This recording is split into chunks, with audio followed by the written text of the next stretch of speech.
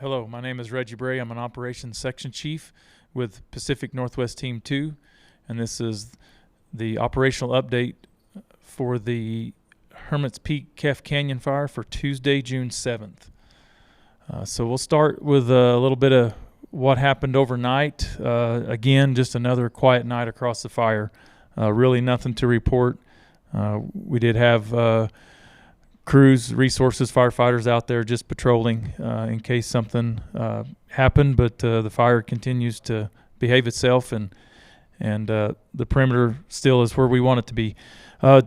So talking about today, just a little bit of information. I've been talking the last few days about here on the north side of the fire, still, where we've gained containment. There's still a few areas where we haven't shown containment, and what we're doing is getting in there and with crews each day, checking those, making sure that there's no other heat. And I can tell you the satellite imagery from the last few days, each day that we look at it each morning, it's less and less, especially in the area around Angostura, just to the west and south up towards Serpent Lake.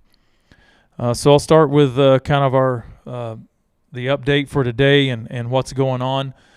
So we continue to check all the perimeters. Again, that's our main focus, is to keep the fire where it's at currently. We're also continue building contingency lines here down from Regal Point down to the Santa Barbara Road, just to the southeast of Penasco. Also, that road ties into a road system and a ridge that runs north-south down to the Rio de las Trampas drainage. There, just south of, or kind of southeast of Truchas. And so crews continuing to build that. We've got some equipment in there, hand crews, and they're tying into a system of roads that goes down to the Truchas land grant. And we identified some of those yesterday, working with those individuals there from the land grant, and we're tying that contingency line into the Borrego fire. And again, as I mentioned the last couple of days, that's to in case fire comes here out of the Pecos Wilderness from the south, that's to protect these values here of Las Trampas, Truchas, El Valle, out to the west. That's to protect those values there. So that operation will continue for the next several days. Also, you'll see maybe a few less engines and stuff in here. We've completed most of the structure triage to the west. We'll still continue to patrol the fire along the 518 corridor with our resources.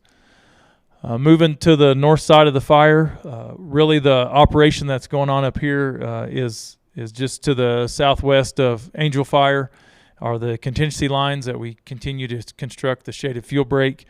Even though this footprint of the fire really hasn't moved, there still is open lines. There is the potential for new starts. And so we're continuing to build that shaded fuel break, and we're just getting in there, opening the road up with some dozers, going in and thinning the smaller trees and the brush out, and creating a space that's more safe for firefighters to operate and work in if they have to staff that line in case of the fire moving that way or a new fire.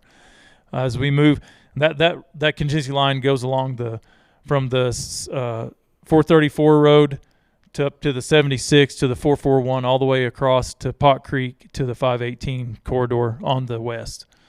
The other contingency line that's runs north-south to the west of Angel Fire is a line that comes off of the other contingency line running east-west, goes north off of the 76 road up to the 64 corridor, just to the west of Angel Fire. Same type of operation, a shaded fuel break, removing some of those smaller trees and the brush.